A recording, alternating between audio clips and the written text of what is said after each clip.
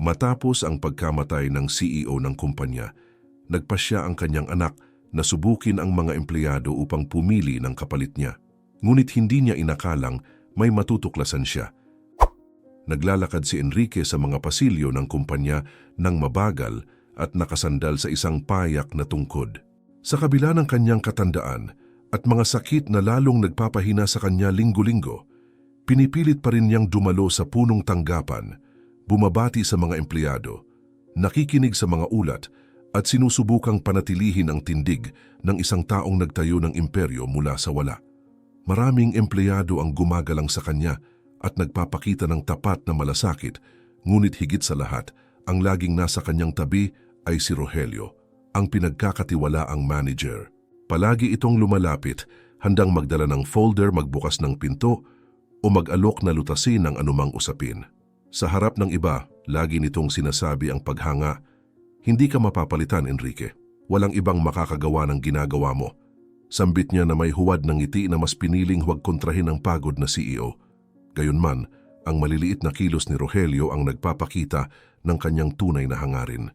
Kapag malakas na umuubo si Enrique sa isang pagpupulong, ibinababa ni Rogelio ang tingin na may halos di mapansing ngisi. Kapag inirerekomenda ng mga doktor ang pagpapahinga, agad siyang nag-aalok na pansamantalang humalili, ngunit kitang-kita ang kagalakan sa kanyang mga mata. Sa loob-loob niya, kumbinsido siyang siya na ang susunod na uupo sa pangunahing upuan. Ang mga empleyado, mapagmatyag, napapansin ang kanyang dalawang mukhang asal, ngunit nananatiling tahimik. Samantala, malayo sa mga pasilyo ng kumpanya, namumuhay si Marites ng ibang uri ng araw-araw. 22 taong gulang, nananatili siya sa bahay, nag-aaral ng mag-isa at inaalagaan ng ama tuwing kaya niya.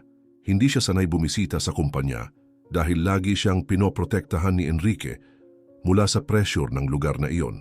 Gayunpaman, ang relasyon nilang mag-ama ay puno ng respeto at pagmamahal kahit may kaunting distansya. Nang gabing yon, pagka-uwi ng ama mula sa trabaho, na bakas ang pagod, nilapitan siya ni Marites at nagsabi, "Tatay, baka oras na para magpahinga, hindi maganda ang lagay ng kalusugan mo." Huminga ng malalim si Enrique, ipinatong ang kamay sa kanya at sumagot, "Anak, itinayo ko ang kumpanyang ito gamit ang aking mga kamay at hanggat kaya ko, nandoon ako, magtiwala ka sa akin. Bago tayo magpatuloy, mayroon kaming espesyal na hiling."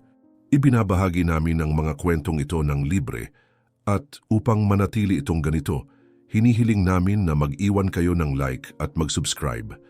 Ikomento ang pangalan ng syudad kung saan nyo pinapanood ang kwentong ito. Maraming salamat at magpatuloy tayo. Lumipas ang mga linggo at lalo pang humina ang kalusugan ni Enrique. Sa punong tanggapan ng kumpanya, isang napakatensyosong pagpupulong ang naglantad ng lahat. Hirap umubo si Enrique, paulit-ulit na napuputol ang kanyang presentasyon, kaya't kinuha ni Rogelio ang pagkakataon. Nagsalita siya ng may boses na kalmado, halos parang ama, ngunit puno ng huwad na malasakit. "Enrique, baka mas mabuti na ako na muna ang humawak ng mas mabibigat na gawain. Kailangan mong alagaan ang sarili mo," sabi niya, nakatingin sa ibang direktor na para bang siya na ang likas na kapalit. Sa loob-loob niya, tuwang-tuwa sa bawat sinyalis ng panghihina ng amo. Nang umalis si Enrique ng mas maaga, nakasandal sa isang katulong, nanatili si Rogelio sa silid at nagbigay ng mga palihim na utos, sinasamantala ang bakanteng autoridad. Ilang empleyado ang nagkatinginan, naiinis sa sigla ng manager, ngunit nanahimik. Nang gabing iyon din sa bahay, inatake muli si Enrique. Natagpuan siya ni Marites na halos wala ng lakas at kahit agad siyang humingi ng tulong, huli na. Pumanaw ang matandang CEO, iniwan ang anak sa estado ng pagkabigla. Nakaupo sa sala habang walang tigil ang pag-agos ng luha, hindi alam ni Marites kung paano haharapin ang sakit. Nang sumikat ang araw sa gitna ng dalamhati, dumating ang abogado ng pamilya, si Mateo. Sa kalmadong tinig, sinubukan niyang maging matatag. "Marites, alam kong hindi ito ang pinakamadaling sandali, pero kailangan mong malaman na lahat ng mana, kabilang ang kumpanya, ay nasa pangalan mo na. Sa iyo mapupunta ang lahat." Itinaas ng dalaga ang mga matang puno ng luha at sumagot, hindi maitago ang takot. Wala akong alam tungkol sa negosyo, Mateo. Paano ko ito mahahawakan? Ipinatong ng abogado ang kamay sa kanyang balikat at nagsabi, hindi mo kailangang magdesisyon ngayon. Ang panahon ang magtuturo ng tamang landas. Huwag mong kalimutan na laging nagtitiwala sa iyo ang iyong ama.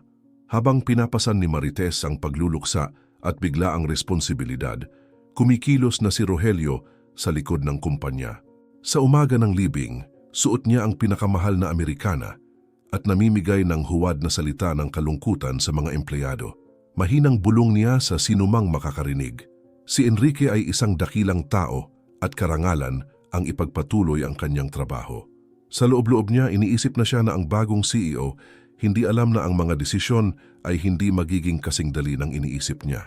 Nanatiling nakaupo si Marites sa sala ng bahay, napapalibutan ng mga dokumentong hindi niya alam kung paano intindihin. Ang katahimikan ng bahay ay nagpapabigat sa kanya dahil naaalala niyang laging naglalakad ang ama sa mga silid. Nagsasalita tungkol sa deadlines, meetings at mga proyektong hindi niya kailanman lubos na naunawaan. Ngayon mag-isa, kinuha niya ang isang lumang litrato kung saan bata pa siya katabi si Enrique sa isang simpleng picnic sa bakuran. Naalala niyang kahit gaano kabusi ang ama, naglalaan ito ng maliliit na sandali para makasama siya. Pinisil niya ang larawan sa kanyang dibdib at bumulong sa sarili. Inalagaan niya palagi ang kumpanya pero hindi niya ako tinuruan kung paano ito alagaan. Mateo ay lumapit. Dala ang isang folder na maayos na puno ng lahat ng papeles na kailangang suriin. Umupo siya sa harap nito at binuksan ang folder ng maingat. Inilapag ang mga dokumento sa mesa. Marites, kailangan nating mag-usap ng seryoso. Legal na, nasa pangalan mo na ang lahat. Maaari mong akuin ang pagiging presidente ng kumpanya kung nais mo. Pero maaari ka ring magtalaga ng ibang tao, isang CEO na mapagkakatiwalaan. Wala kang obligasyong humawak agad ng posisyon kung hindi ka pa handa. Tiningnan siya nito na may mga matang puno ng alinlangan at inamin, wala akong alam tungkol sa pamamahala, Mateo. Hindi pa ako talagang nandoon, hindi ako nakisali. Paano ko mapagpapasyahan ang kinabukasan ng napakaraming tao kung halos hindi ko alam kung paano gumagana ang lahat? Inayos ng abogado ang kanyang salamin at sumagot ng kalmado. Iyan mismo ang dahilan kung bakit kailangan mong pag-isipan ng mabuti. Kailangan ng kumpanya ng pamumuno pero hindi kinakailangang ikaw agad ang humawak. May option kang magtalaga ng isang tao na maaaring manguna sa mga operasyon. Huminga ng malalim si Marites, sabay iling ng ulo. Kung lalabas ako ron bilang tagapagmana, lahat sila magpapanggap lang para magpasikat.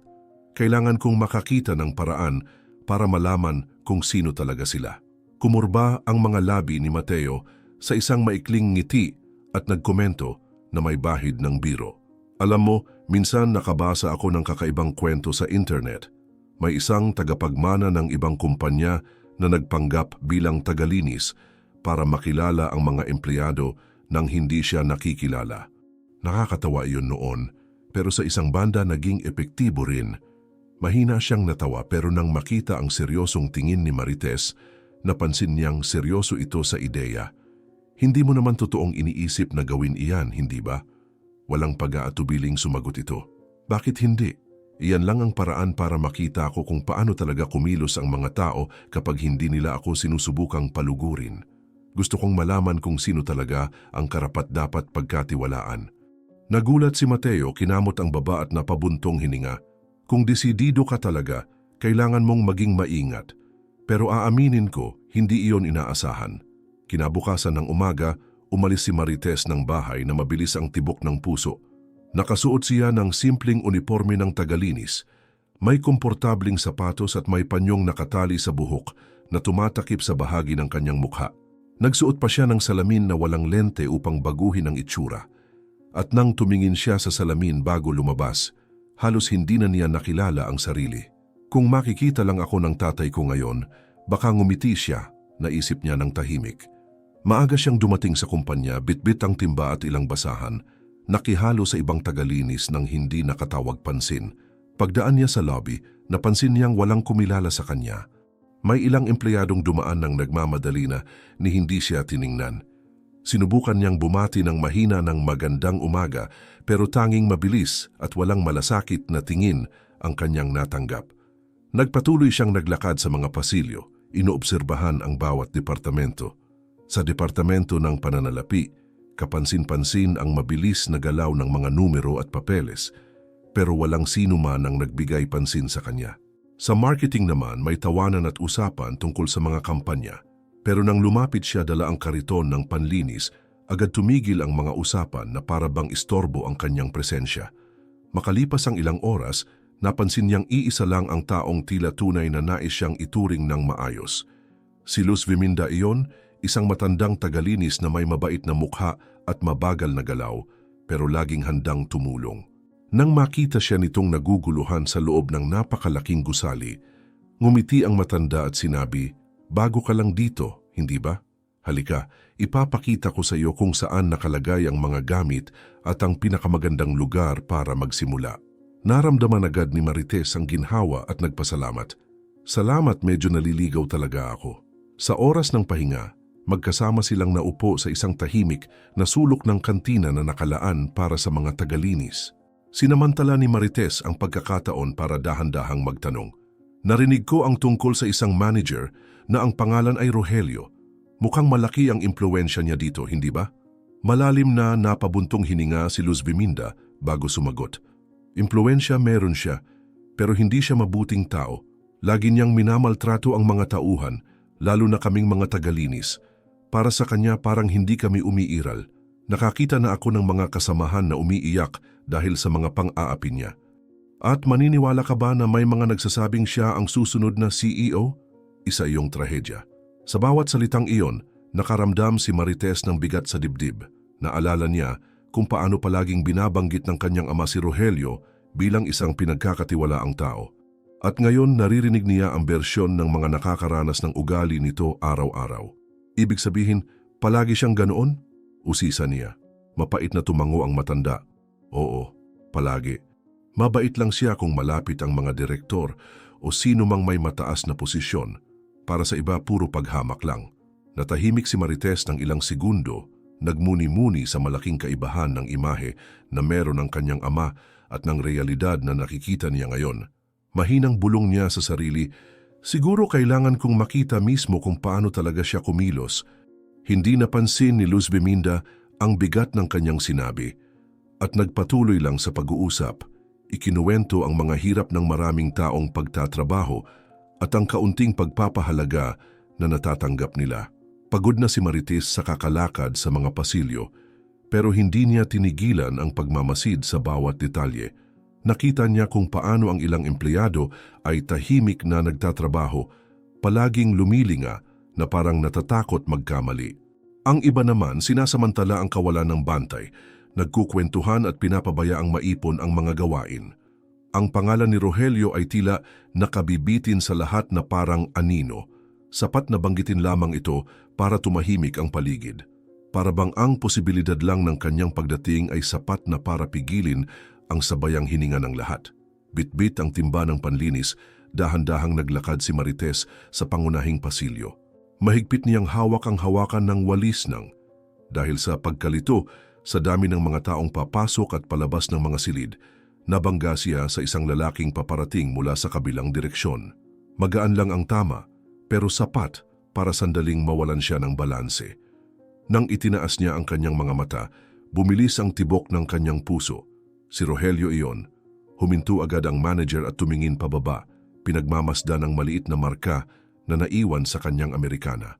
Kumislap ang kanyang mga mata sa galit at tinaas niya ang boses upang marinig ng lahat. "Tingnan niyo ang kapalit ng mga taong taon kong dedikasyon, isang janitora na wala man lang disiplina kahit sa paglalakad." Napuno ng mga matang usisero ang pasilyo. May ilang empleyado na lumapit ng palihim, sabik na panoorin ang palabas na kanyang inilalabas. Si Luz Viminda na nasa ilang hakbang sa likuran at may hawak na basahan ay nagmadaling makialam. "Aksidente lang iyon, Rogelio, wala talagang intensyon," sabi niya sa mababang tinig, ngunit sapat para marinig. Agad siyang humarap dito, itinuro siya ng may paghamak. "Ikaw na naman, ilang taon ka nang narito, pero pareho pa rin ang iyong kainutilan. Mga taong katulad mo ang dumudungis sa pangalan ng kumpanya. Kung ako lang ang masusunod, matagal ka nang natanggal. Ibinaling ng ginang ang kanyang paningin sa sahig, nahihiya sa harap ng lahat. Ang katahimikan sa pasilyo ay paminsan-minsan lang nababasag ng mga pigil na tawa ng ilan na sinamantala ang pagkakataon upang makita ang kahinaan ng iba. Ramdam ni Marites ang pag-init ng kanyang dugo at hindi napigilang magsalita. Wala siyang ginawang mali, Rogelio. Isang banggaan lang yon, narito ako at nakita ko ang lahat. Tiningnan siya ni Rogelio mula ulo hanggang paa na para bang sinusuri ang isang peste. Lumapit siya at nagsalita ng malakas para marinig ng lahat. At sino ka para magsalita? Isa ka ring hamak na janitora? Isang walang saysay na walang kaalam-alam sa totoong nangyayari dito?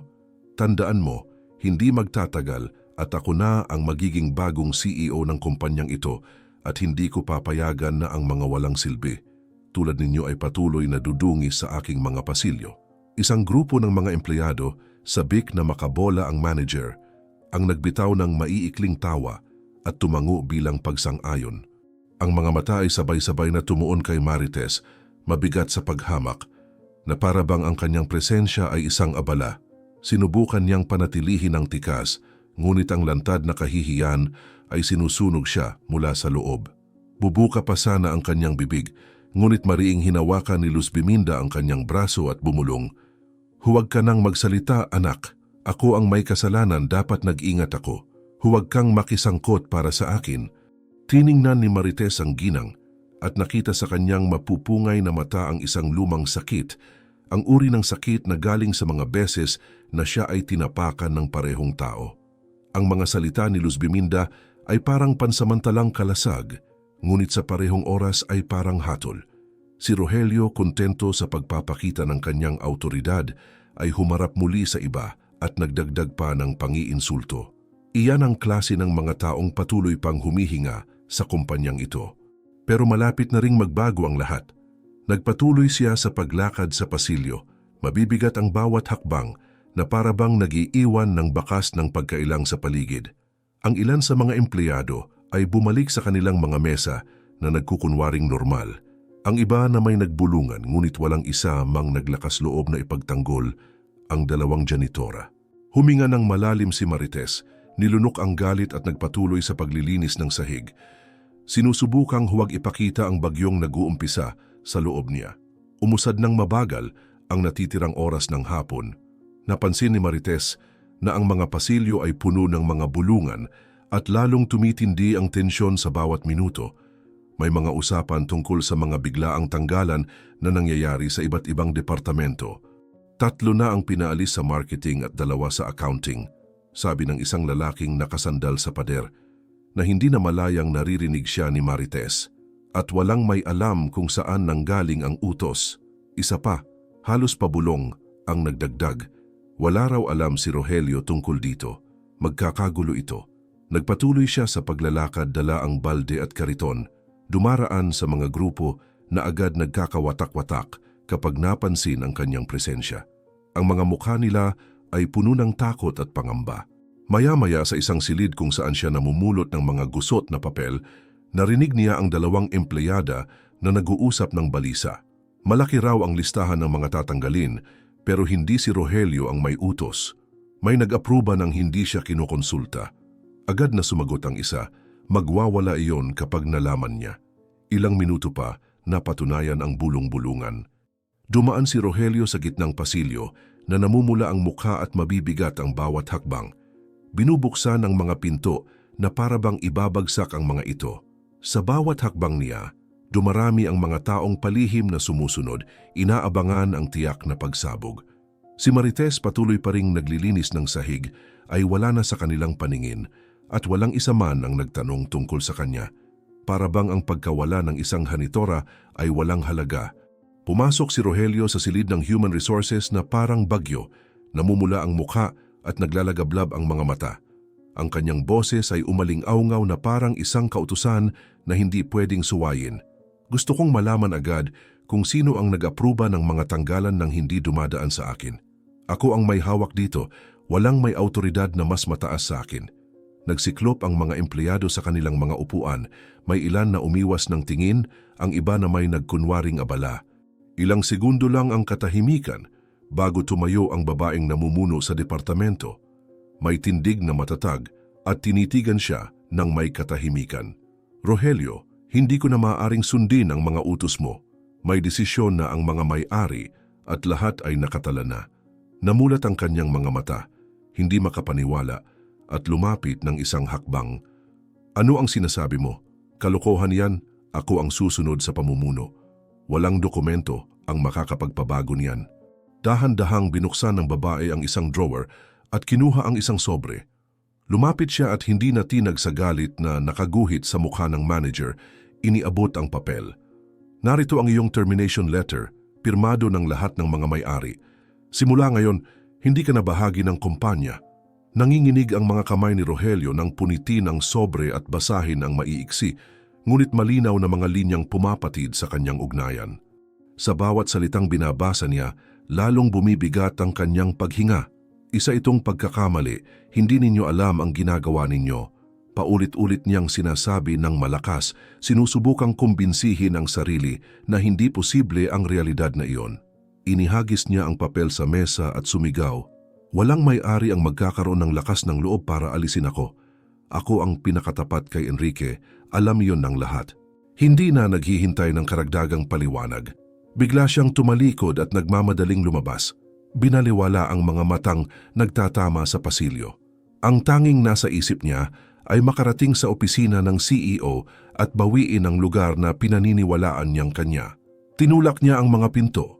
Mabilis na inakyat ang hagdan at sa wakas ay binuksan ang pinto ng pangunahing silid. Natigilan siya nang makita ang tanawin sa harap niya. Nakaupo sa upuang palaging kay Enrique, suot ang payak na uniforme ng tagalinis, naroon si Marites. Ilang segundo ang lumipas sa katahimikan hanggang sa sumabog si Rogelio. Ano ang ibig sabihin nito? Isang tagalinis na nakaupo sa upuan ng CEO. Wala kang alam sa lugar na kinalalagyan mo. Isa itong hindi matatanggap na panghihimasok. Tumayo ka ngayon din o magsisisi ka. Itinaas ni Marites ang tingin sa kanya ng kalmado, hindi kumikilos, nakahalukip-kip lang ang mga kamay sa ibabaw ng mesa. Alam ko ng lubusan kung saan ako nakaupo, Rogelio. Umiling si Rogelio na may mapang-asar na tawa at luminga-linga para bang naghahanap ng saksi sa kanyang pagkadismaya. Makinig kayo lahat, may nanghihimasok dito. Gusto ko ng seguridad dito agad. Hindi ko papayagan ang ganitong kalokohan. Habang umuugong ang kanyang tinig, muling bumukas ang pinto. Pumasok si Luz Viminda na matatag ang bawat hakbang.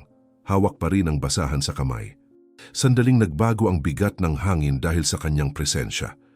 Nakunot ang noo ni Rogelio, naguguluhan sa kapanatagan ng ginang at itinuro si Marites. Alam mo ba kung sino iyan? Isa lang siyang tagalinis na nag-abang na maupo sa upuan ni Enrique. Isa itong insulto sa alaala niya. Huminga ng malalim si Luz Viminda at sumagot ng mariin. Alam ko nang mabuti kung sino siya, Rogelio.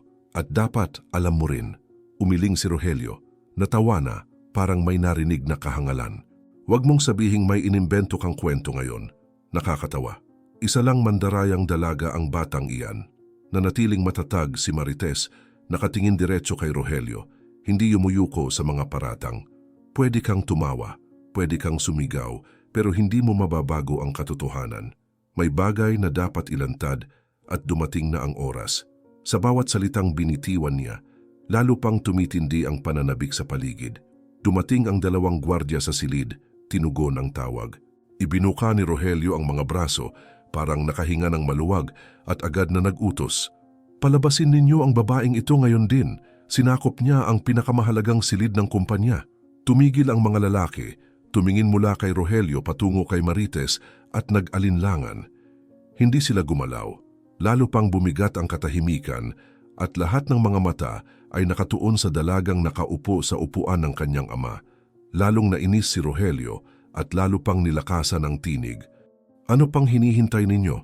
Gawin ninyo ang trabaho ninyo. Ako ang may pananagutan dito at inuutusan ko kayong paalisin ang impostorang ito ngayon din. Nagkatitigan ang mga gwardya, ngunit hindi pa rin gumalaw, para bang may hinihintay na hindi malinaw sa iba. Nananatili si Marites sa upuan ng kanyang ama, Nakasuot pa rin ng uniforme ng tagalinis, hindi na tinag habang nakatitig kay Rogelio. Pula na ang mukha ng manager sa galit at paulit-ulit na sumisigaw sa mga gwardya. Ngunit hindi sila kumikilos. Doon itinaas ng dalaga ang tinig na mariin, pinutol ang bigat ng katahimikan sa silid. Tama na Rogelio, hindi ko na itatago pa. Hindi ako basta-bastang tagalinis. Ako si Marites, anak ni Enrique at tagapagmana ng kumpanyang ito. Umalingaw-ngaw ang mga salita niya na parang kulog, iniwan ang lahat sa matinding pagkabigla. Natawa ng malakas si Rogelio, yumuko paabante na parabang nakarinig ng pinakamalaking biro ng kanyang buhay. Ikaw, anak ni Enrique, isang biro ito na masama ang lasa. Niloloko mo ba kami? Hindi kailanman ipapaubaya ni Enrique ang kumpanya sa isang batang walang karanasan. Isa itong kasinungalingan. Labis ang kanyang mga kumpas, pilit na kinukumbinsi ang mga guwardiya na ito ay isang huwad na kwento. Hindi umatras si Marites. Binuksan niya ang simpleng bag na dala niyang nakatago sa mga gamit panlinis at inilabas ang isang sobre. Inilapag niya sa mesa ang mga dokumentong pirmado ni Mateo at ng mismong notaryo, nagpapatunay sa kanyang pagkakakilanlan at sa testamento ni Enrique. Narito ang ebidensya. Hindi ko kailangan ng pag-apruba mo, Rogelio. Lahat ay legal at nakarehistro. Si Enrique mismo ang nagtiwala sa akin upang ipagpatuloy ang kanyang pamana. Nagkatinginan ang mga gwardya. Nauunawaan na nila ang nangyayari at marahan silang lumapit sa tabi ni Marites. Naghihintay na lamang ng kanyang senyales. Namutla ang mga mata ni Rogelio nang mapansin ito at sinubukang baligtarin ang sitwasyon. Maniniwala ba kayo dito? Isang batang nakasuot ng uniforme ng tagalinis ang pumasok dito at sinabing siya ang tagapagmana at basta nyo na lang tatanggapin, isa itong panlilinlang at hindi ko hahayaang mapunta ang kumpanya sa ganoong kahihinatnan. Sa sandaling iyon, muling bumukas ang pinto ng silid. Pumasok ang 4 na lalaki na nakasuot ng Amerikana, matatag ang mga hakbang. Mga kasosyo ng kumpanya sila, kasabay si Mateo. Matigas ang ekspresyon ng abogado at ang mga kasosyo ay matamang nagmamasid. Nanlumo si Rogelio nang makita sila umatras ng ilang hakbang. Mga Ginoo, buti at dumating kayo. Kailangan ninyong makita ang nangyayari. Ang impostorang ito ay nagpapanggap na anak ni Enrique. Hindi ninyo pwedeng payagan ang ganitong kalapastanganan. Itinaas ni Mateo ang kamay at pinutol ang sigaw ng manager. Walang impostor dito, Rogelio. Lahat kayo ay naipaalam na tungkol sa plano ni Marites, pati na ang pagbabalat kayo na pinili niyang gawin upang makilala ang tunay na kalagayan ng kumpanya.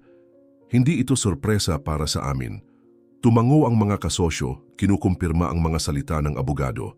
Nanginig ang mga tuhod ni Rogelio at halos pabulong na nagsabi, "Titrinaydor ninyo ako? Matapos ang lahat ng taong paglilingkod ko, hindi ito maaari." Sinamantala ni Marites ang katahimikan na nabuo at tumayo mula sa kanyang upuan. Nakasusuot pa rin ng uniforme ng tagalinis, naglakad siya patungo sa gitna ng silid at nagsalita ng matatag. Ngayong araw, nakita ko mismo kung paano talaga gumagana ang kumpanyang ito. Nakita kong may mga empleyadong masipag pero hindi pinapansin. May mga taong nagsusumikap ngunit hindi kinikilala at nakita ko kung paano ang takot na ikinalat mo ang bumalot sa lahat. Nakita ko rin kung paano mo trinato si Luz Biminda, isang babaeng nagtrabaho dito ng maraming taon at pinahiya mo sa harap ng lahat. Nakita kong ginamit mo ang iyong posisyon para ilagay ang sarili mo sa itaas ng iba, nagkalat ng pangahamak at kayabangan. Hindi iyan pamumuno, Rogelio, iyan ay pang-aabuso. Sinubukan ng manager na sumabat, itinaas ang kanyang boses. Hindi mo alam ang sinasabi mo, isa lang itong palabas. Hindi mo ako maaaring akusahan ng walang ebidensya. Mabilis na sumagot ang isa sa mga kasosyo, isang lalaking nasa gitna ng edad. Ang ebidensya ay nasa mga salaysay ng 12 ng empleyado na lumapit na sa amin sa loob ng maraming taon at ngayon ay may kumpirmasyon mula mismo sa tagapagmana. Wala nang puwang para sa mga palusot. Umatras pa si Rogelio ng ilang hakbang, ngunit lumapit ang mga gwardiya at pumwesto sa kanyang tabi. Bumalik si Marites sa mesa, kinuha ang isa pang dokumento at inilapag ito sa harap niya. Narito ang iyong pinal na pagtanggal, pirmado ng mga kasosyo. Pipirmahan mo ito ngayon at aalis sa kumpanyang ito na para bang hindi ka dapat nakapasok kailanman. Binuksan ng manager ang papel gamit ang nanginginig na kamay, mabilis na binasa at ibinato sa mesa. Hindi ko pipirmahan iyan. Hindi ninyo ako mapipilit. Isa itong kawalang katarungan. Mahigpit na hinawakan ng isa sa mga gwardya ang kanyang braso, itinulak siya ng bahagya sa ibabaw ng mesa. Matatag na nagsalita si Marites. O pipirmahan mo ito ng maayos o aalis ka rito bilang isang taong tumangging tanggapin ang katotohanan hanggang sa huling segundo. Nasa iyo ang pagpili pero pareho lang ang kahahantungan. Tumingin si Rogelio sa mga kasosyo na tila humihingi ng tulong pero malamig at desidido lamang ang mga ekspresyon na nakita niya.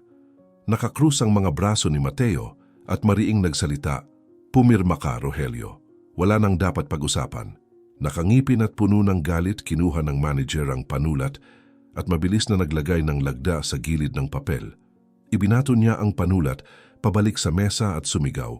Hindi matatapos dito ang lahat. Pagsisisihan ninyo ang pagpapatalsik sa akin. Hindi tatagal ng 1 buwan ang kumpanyang ito nang wala ako. Hinila siya ng mga gwardiya sa magkabilang braso at sinimulang ilabas ng silid.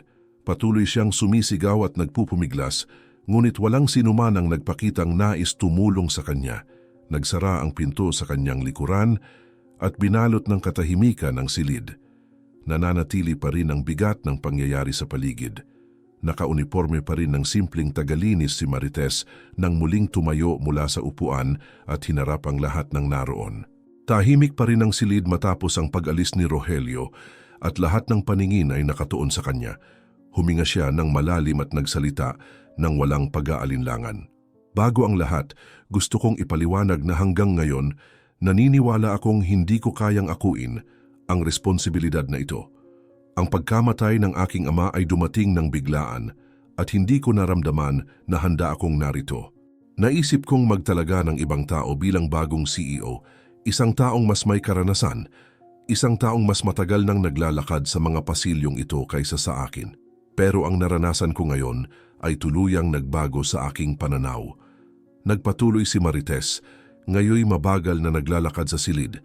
Tinitingnan ang bawat isa sa kanilang mga mata. Isang buong araw akong nagpakilala bilang isang tagalinis. Nakita ko kung paano kumilos ang mga tao kapag naniniwala silang walang mahalaga ang nakatingin. Nakita ko ang dedikasyon at pagsisikap ng ilan, pero nakita ko rin ang kapabayaan at kayabangan ng iba. Higit sa lahat, napagtanto kong marami ang nabuhay sa ilalim ng takot kay Rogelio na para bang nakasalalay sa kanya ang kinabukasan ng kumpanya. Doon ko naintindihan na ang tunay na halaga ng kumpanyang ito ay hindi lamang nasa mga mesa ng mga ehekutibo o sa mga pagpupulong na puno ng ulat. Ang tunay na halaga ay nasa mga taong araw-araw na nagsusumikap ng walang pagkilala, mga taong nagpapanatili sa kumpanyang ito na buhay kahit hindi napapansin. Isa sa mga kasosyo, isang lalaking nasa gitna ng edad at may matigas na mukha, ay nagsalita ng mahina. Hindi pa namin ito narinig ng ganito kadirekta. Tumango si Marites at agad na sumagot. Dahil ang aking ama, kahit isa siyang dakilang tao, ay palaging napapalibutan ng mga taong ipinapakita lang ang gusto niyang makita. Nagtiwala siya kay Rogelio, naniwala sa kanyang katapatan, pero wala siyang paraan para makita kung paano nito tratuhin ang mga pinakasimple. Nakita ko iyon ngayon. Nakita ko kung paano niya pinahiya si Luz Viminda, isang empleyadong nag-alay ng maraming taon ng kanyang buhay para sa kumpanyang ito, at doon ko napagtanto kung paanong ang kapangyarihan sa maling kamay ay sumisira sa dignidad ng mga tao. Napayo ko si Luz Viminda, nahihiyang nabanggit ang kanyang pangalan. Ngunit lumapit sa kanya si Marites at nagsalita ng malakas upang marinig ng lahat. Luz Viminda, ipinakita mo sa akin ang pinakataong bahagi ng kumpanyang ito. Ikaw lamang ang tumanggap sa akin nang hindi mo alam kung sino ako. Tinrato mo ako ng may kabaitan habang lahat ay nagbabaliwala sa akin. Ikaw ang kumakatawan sa tunay na diwa ng lugar na ito. Kaya mula ngayon, nais kong ipahayag na hindi ka na basta isang tagalinis. Nais kong ikaw ay maging aking personal na sekretarya, isang taong mapagkakatiwalaan ko, isang taong magpapaalala sa akin araw-araw na ang respeto ay dapat laging higit sa anumang posisyon. Agad ang naging epekto. Nagkatinginan ang mga kasosyo, nagulat sa desisyong hindi inaasahan.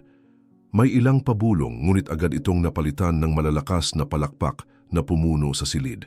Itinaas ni Luz Biminda ang mga kamay sa kanyang mukha, labis na emosyonal at halos hindi makapaniwala. Senyorita Marites, hindi ko alam kung karapat-dapat ako sa ganito. Ginawa ko lang ang akala kong tama. Ipinatong ni Marites ang kamay sa kanyang balikat at matatag na sumagot. Iyan mismo ang dahilan kung bakit ka karapat-dapat.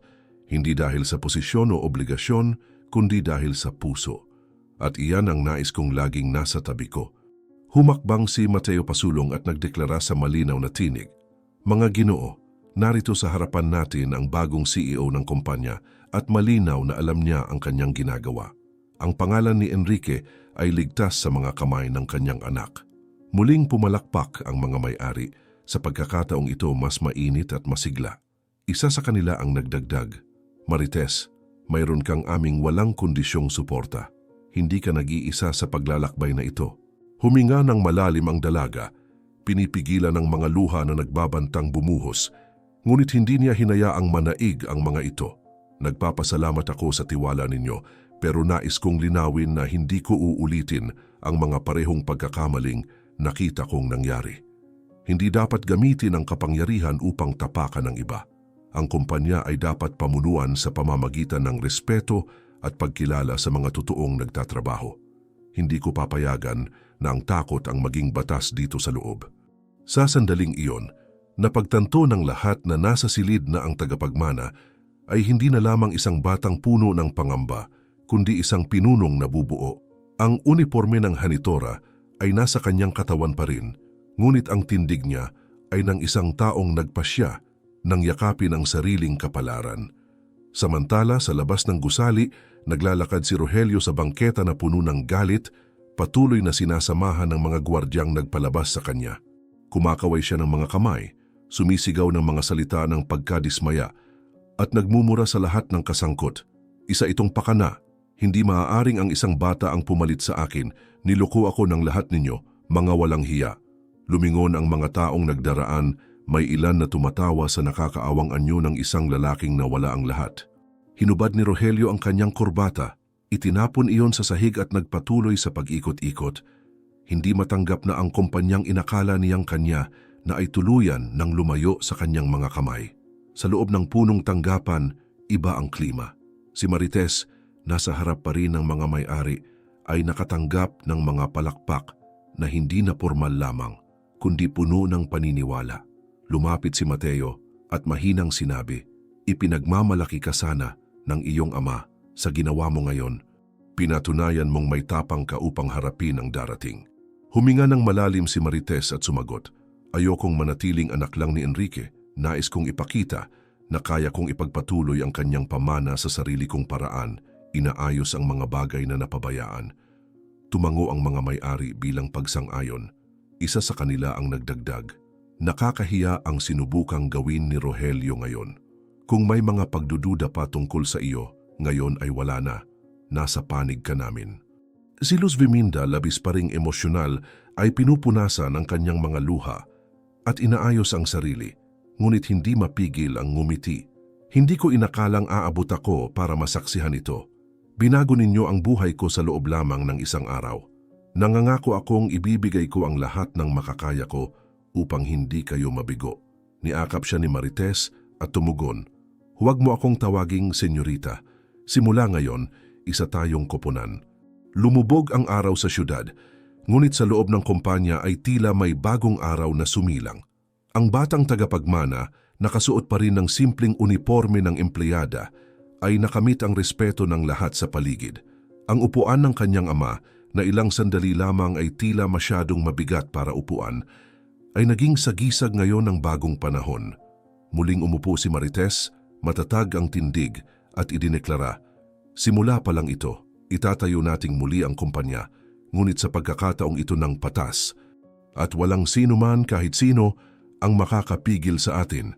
Sa labas patuloy na gumagala si Rogelio sa mga kalsada, nagbubulong sa sarili, talunan at napahiya, hindi matanggap ang biglang pagbagsak. Samantala, Sa loob ng gusali, si Marites ay opisyal ng kinikilala bilang bagong CEO, ngayon may tiwala ng mga may-ari at may tapat na suporta ni Luz Biminda. Sa unang pagkakataon, naramdaman niyang handa na siyang parangalan ang pangalan ng kanyang ama at baguhin ang kinabukasan ng kumpanya. Salamat sa pag-abot hanggang dito. Sa isang mundong maraming sakit ang nananatiling tahimik, pinili mong makinig hanggang dulo. Kung ginalaw ka ng kwentong ito, mag-iwan ka ng iyong subscription. Nakakatulong ito para maipagpatuloy naming dalhin ang mga totoong salaysay na karapat-dapat ikwento. Isulat sa mga komento kung saan ka nanonood at kung maaari, ibahagi mo ito. Maaring maliit lang, ngunit ang pagpapakalat ng isang kwento ng pagbangon ay sa parehong paraan pagpapakalat din ng pag-asa.